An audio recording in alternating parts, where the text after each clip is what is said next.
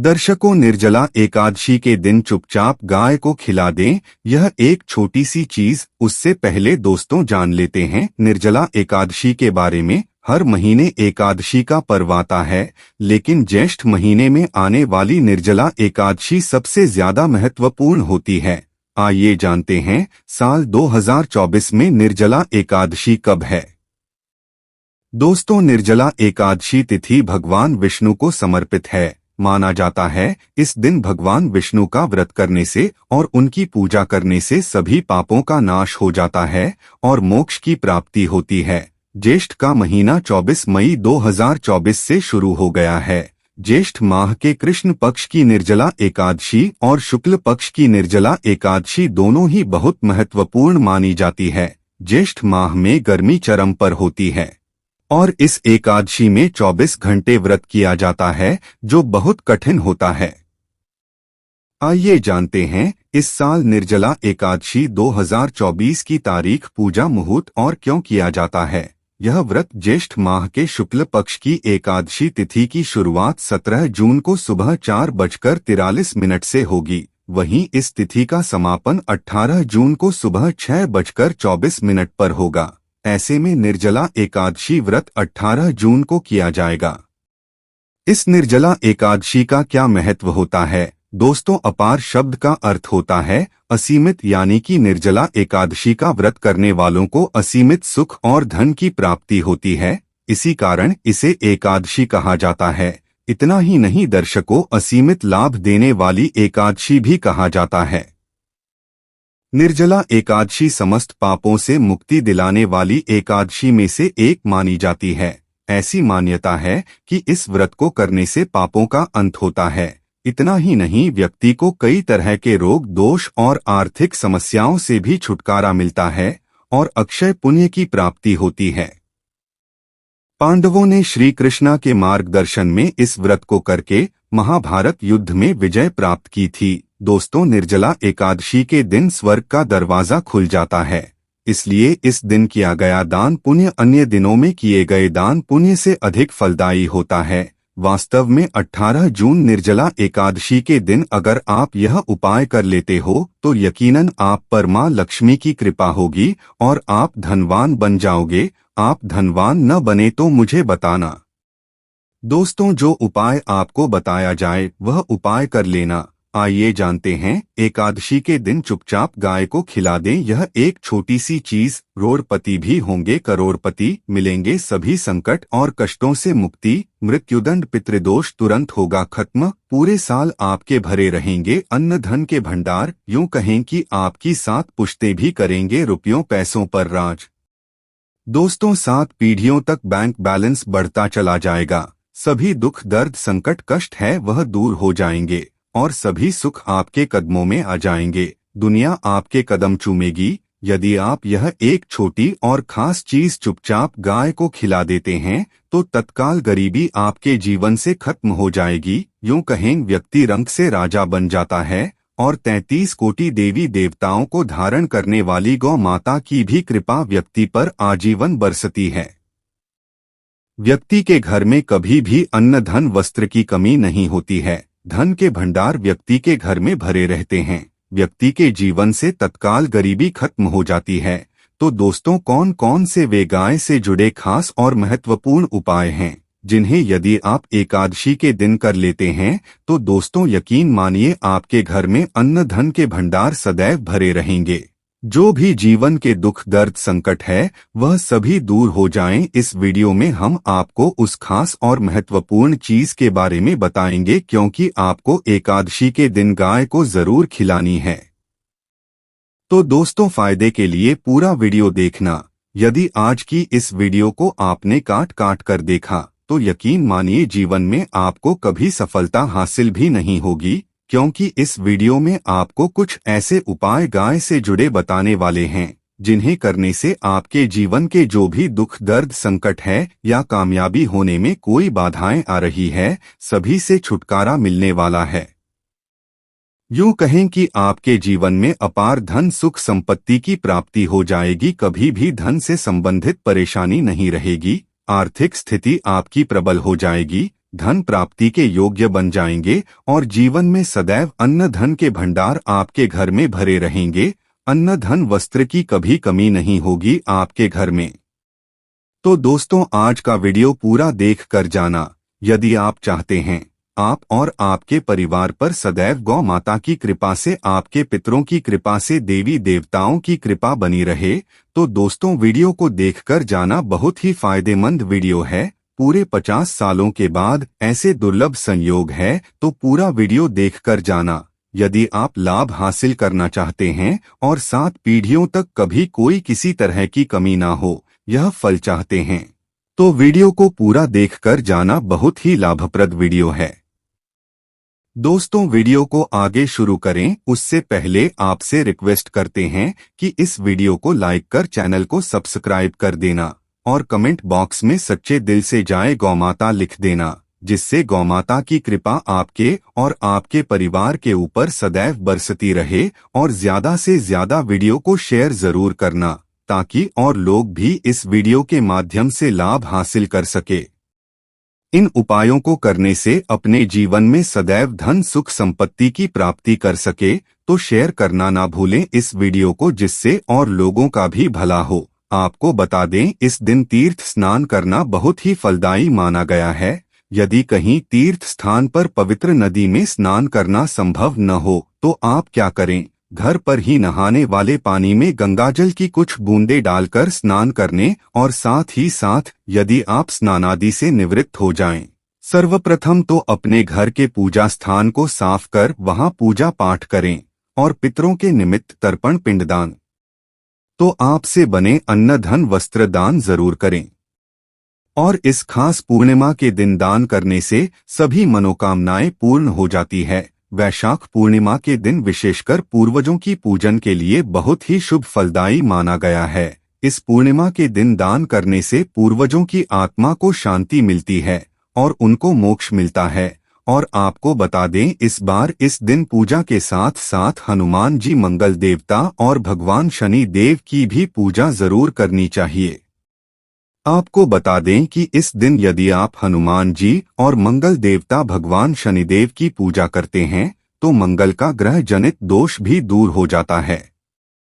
मानव के जीवन में धन सुख संपत्ति की प्राप्ति हो जाती है, समस्त मनोकामनाएं पूर्ण हो जाती है। और दोस्तों, साथ ही साथ आप बात करें, आपको पूर्णिमा के दिन है, इस दिन आपको एक उपाय तो जरूर करना है। गाय का उपाय बताने से पहले एक उपाय आपको बता दें, उपाय को जरूर करें।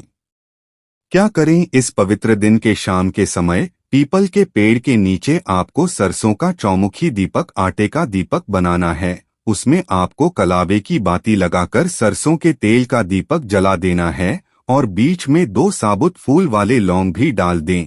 फिर देखिए कैसे चमत्कार आपके जीवन में होता है। शाम के समय जलाकर उसे छोड़े मनोकामना बोलकर। दोस्तों, 21 दिनों के अंदर आपकी मनोकामना पूर्ण न हो जाए, हमें बता देना। बहुत ही प्रभावशाली उपाय बताया है मैंने आपको, बहुत ही दुर्लभ से दुर्लभ है। इस बार नए वर्ष को ये उपाय जरूर करें। ये उपाय जो है बहुत ही आपको लाभ देगा। अब बात करें गाय से जुड़े कौन कौन से उपाय आपको इस दिन करना है, जिन्हें करने से मानव को 7 पीढ़ियों तक बैंक बैलेंस की कमी नहीं होती, दुख दर्द संकट कष्ट दूर हो जाते हैं और सभी सुख मानव के कदमों में आ जाते हैं। सभी सुख और घर में अन्न धन के भंडार सदैव भरे रहते हैं, कोई कमी नहीं होती। दोस्तों, किसी तरह कौन कौन से उपाय है ध्यान से सुनना। जिस तरह बताए उसी तरह इन उपायों को आपको करना है। तो चलिए शुरू करते हैं। कौन कौन से गाय से जुड़े उपाय है। प्रभावशाली चमत्कारिक उपाय है जो कि आपकी किस्मत को चमका देंगे। दोस्तों, सनातन परंपरा में गाय गंगा और गायत्री का बहुत ज्यादा धार्मिक महत्व है।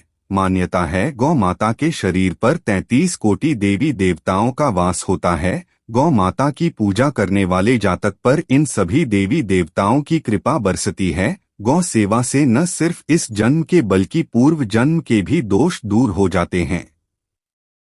गाय से हासिल पंचगव्य का उपयोग जरूर शामिल करें, क्योंकि पंचम के बिना कोई भी पूजा पाठ और हवन सफल नहीं होता। दोस्तों, गौ कृपा पाने के लिए प्रतिदिन, सप्ताह अथवा महीने में परिवार समेत एक बार गौशाला जाने का नियम जरूर बनाएं और वहां गायों को हरा चारा जरूर खिलाएं। इससे आपको शुभ फलों की प्राप्ति होगी और साथ ही साथ गौ सेवा और गाय पूजा से 9 ग्रह शांत हो जाते हैं और इनसे जुड़े दोषों का निदान हो जाता है। गर्मियों में गौ माता को पानी पिलाएं और सर्दियों में गौ माता को गुड़ जरूर खिलाएं। ध्यान रखें कि गर्मियों में गाय को गुड़ खिलाएं। अनेक देवी देवताओं को अपने शरीर पर धारण करने वाली गौ माता से जुड़े कई शुभ और अशुभ संकेत भी होते हैं। गाय दूध देते समय यदि गाय ठोकर मार दे और सारा दूध बिखर जाए तो अपशगुन होता है। यदि आप कोई यात्रा पर निकल रहे हो और गाय अपने बछड़े को दूध पिलाती सामने आ जाए तो निश्चित रूप से जिस यात्रा के लिए आप निकले हैं वह यात्रा आप जरूर ही सफल होगी और वह जिसके लिए आप निकले हैं वह जरूर ही पूर्ण होगा। यात्रा पर जाते समय बाईं ओर गाय की आवाज और रात्रि में गाय की हुंकार करना भी शुभ होता है। दोस्तों, साथ ही साथ गाय के साथ आप भूल कर भी दुराचार न करें, अन्यथा मिलता है घोर पाप और जीवन भर परेशानियां बनी रहती है। जी हाँ दोस्तों, गाय को राष्ट्रीय पशु बनाए जाने और इन्हें मौलिक अधिकार दिए जाने की बात हो रही है। तो सवाल उठता है, गाय संस्कृति का अहम हिस्सा है, तब भी गाय के साथ लोग खराब व्यवहार कैसे कर लेते हैं। गाय दर दर भटक रहती है, भरपेट इन्हें चारा तक लोग नहीं देते। गाय जब तक दूध देती रहती है तो उनकी सेवा होती है और जैसे ही दूध देना बंद कर देती है तो लोग इन्हें उनकी किस्मत पर छोड़ देते हैं। सड़कों पर और गलियों में भटकते हैं। ऐसे में जीवों को कोई डंडे मारता है तो कोई पानी डाल देता है, कभी वाहनों की चपेट में आ जाती है तो कभी बीमार होकर बेचारी यह गाय दम तोड़ देती है। ऐसे में जरूरत है इन बातों को जानने को लेकर शास्त्रों में क्या कहा गया है, गाय के साथ आपको कैसा व्यवहार करना चाहिए। दोस्तों, गाय को कभी भी मारना पीटना नहीं चाहिए। शास्त्रों में गाय को माता का दर्जा दिया गया है। गाय को मारने वाला माता को मारने पीटने वाले के समान पाप का भोगी समझा जाता है। नरक लोक में वर्षों तक कष्ट भोगना पड़ता है। अगले जन्म पशु योनि में मिलता है। कथा है कि गौतम मुनि ने गलती से गाय को डंडा मार दिया था। इससे गाय की मृत्यु हो गई थी और इस पाप से मुक्ति के लिए इन्हें वर्षों तक तपस्या करनी पड़ी। भगवान श्री कृष्ण जी ने बैल स्वरूप में आए वृद्धाश्रम का वध कर दिया था, जिससे मुक्ति के लिए भगवान श्री कृष्ण को संपूर्ण तीर्थों को एक कुंड में बुलाना पड़ा और इस कुंड में स्नान करने से वह पाप मुक्त हो गए थे। दोस्तों, साथ ही साथ पानी पी रही गाय को गाते हैं, वे घोर पाप के भागी बनकर नाक भोगते हैं, ऐसा पुराणों में बताया गया है। जबकि जो लोग गाय के लिए प्याऊ चार बनवाते हैं वह महाभाग्यवान होते हैं। ऐसे लोग घोर पाप से मुक्त होकर स्वर्ग पा जाते हैं और बड़े ही धनवान कुल में जन्म लेकर सुख भोगते हैं। दोस्तों, आराम कर रही गाय को कष्ट देकर कभी भी उठाना नहीं चाहिए। कहते हैं कि जिस स्थान पर गाय बैठी है वहां से नकारात्मक ऊर्जा खत्म हो जाती है। गाय के बैठने की जगह को जो लोग नियमित साफ रखते हैं वह जन्म में किए गए जाने अनजाने में पाप की मुक्ति हो जाती है और गोलोक में स्थान पाते हैं। गाय को डंडा मारकर उठाना, पानी डालकर उठाने से मनुष्य पाप का भागी बनता है और अगले जन्म में उसे दर दर भटकना पड़ता है। दोस्तों, साथ ही साथ शास्त्रों में कहा गया है कि गोवंश मतलब गाय और बैल के पीठ पर नहीं बैठना चाहिए। इनकी पीठ पर बैठने से महापाप लगता है। ऐसे लोगों को नरक की यातना भोगनी पड़ती है। एकमात्र देव के अंश उत्पन्न नंदी ही गोवंश है, जिस पर स्वयं महादेव और महादेवी सवारी करती है, क्योंकि नंदी ने स्वयं अपनी इच्छा से महादेवी की सवारी बनना स्वीकार किया था। और साथ ही साथ शास्त्रों में गाय के दान को बहुत ही महत्व दिया गया है। परंतु ऐसी गाय का दान कभी नहीं करना चाहिए जो बूढ़े और बीमार हो। कठोपनिषद में मुनि की कथा भी इस संदर्भ में है कि जिस मुनिके ने पिता द्वारा बूढ़ी गाय को दान करने पर आपत्ति जताई थी, दूध देने वाली और बछड़े सहित जो लोग गाय दान करते हैं वह महापुण्य को हासिल करके स्वर्ग में स्थान पाते हैं। दोस्तों, साथ ही साथ सूर्य चंद्र मंगल शुक्र की युक्ति राहु से हो तो पितृदोष होता है। यह भी मान्यता है कि सूर्य का संबंध पिता से एवं मंगल का संबंध होने के कारण सूर्य यदि शनि राहु या केतु के साथ स्थित हो या दृष्टि संबंधी हो, मंगल की युति राहु या केतु से हो तो पितृदोष होता है। इस दोष से जीवन संघर्षमय बन जाता है। यदि पितृदोष हो तो गाय को प्रतिदिन या किसी भी पूर्णिमा के दिन या किसी भी खास दिन पर रोटी गुड़ चारा खिलाने से पितृदोष खत्म जाता है। साथ ही साथ गाय की पीठ पर जो कुबड़ बना होता है वह बृहस्पति गुरु है। आठ जन्मपत्री में यदि बृहस्पति अपनी नीच राशि मकर में हो या अशुभ शिवलिंग में जा रहे हों और सामने से गौमाता आती हुई दिखाई दे तो गौमाता को अपनी दाहिनी ओर जाने देना चाहिए। आपकी यात्रा जरूर ही सफल होगी और जिस घर में गाय होती है उसमें दोष स्वतः ही खत्म हो जाता है। दोस्तों, साथ ही साथ आपको बता दें कि गाय के लिए आप भी रोटी बनाएं, प्रतिदिन ताज़ी रोटी ही बनाएं। गाय के लिए अगर आपने रोटी बनाई है तो कोशिश करें कि उस रोटी को आप तुरंत ही गाय को दे दें। अगर आप उस रोटी को रख देंगे और उस रोटी को अगले दिन दे देंगे तो वह रोटी बासी मानी जाएगी। गाय को कभी भी बासी रोटी न दें, इससे घर में नकारात्मक ऊर्जा वास करती है और जो भी काम आपके बनने वाले होंगे वह काम भी आपके बिल्कुल भी नहीं बनेंगे। इससे आपके घर में हमेशा दर्द देवता का वास रहेगा और आप जिस भी काम में हाथ डालेंगे उस काम में आपको हमेशा असफलता ही हाथ लगेगी। इसीलिए कोशिश करें गाय को रोजाना ताज़ी रोटी बनाकर खिलाएं और रोटी को बिल्कुल न रखें। बासी रोटी गाय को न दें और साथ ही साथ सड़ी गली चीजें गाय को नहीं खिलानी चाहिए। घर में कोई फल है, कोई सब्जी है, सड़ जाए तो लोग क्या करते हैं, उसे गाय को दे देते हैं। ऐसा करने से उल्टा आप पाप के भागी बन जाते हैं। आप बिल्कुल सड़ी गली चीजें गाय को न खिलाएं और साथ ही साथ इस खास पवित्र दिन पर आटे की 5 लोइयां बनाकर उनके ऊपर हल्दी लगाइए। इसके बाद गाय को खिलाएं। हर एक लोई को खिलाते समय गाय के सिंग पर आप हाथ फेरें, पीठ पर हाथ फेरें, मस्तक पर हाथ फेरें, माता गाय के चरणों का स्पर्श करें। दोस्तों, ऐसा करने से आपके समस्त काम बनने लगेंगे। जो दुख का समय चल रहा है वह भी खत्म होगा। आपके जीवन में खुशियां ही खुशियां होंगी। दोस्तों, एक बार पूर्णिमा पर आप 11 बार गाय की परिक्रमा भी कर लें तो आपके समस्त काम होंगे। और पूर्णिमा पर साथ ही साथ गाय को जब भी रोटी दे, रोटी पर या तो आप थोड़ी हल्दी लगा लें या थोड़ा गुड़ रख लें। अगर गुड़ न हो तो आप थोड़ा भी रख सकते हैं। दोस्तों, गाय को कभी भी सूखी रोटी न खिलाएं। सूखी का मतलब गाय को जो भी रोटी खिलाएं उस पर कुछ ना कुछ रखकर खिलाएं।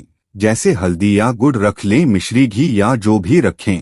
इतना करने मात्र से आपके जीवन के सभी दुख दूर हो जाएंगे।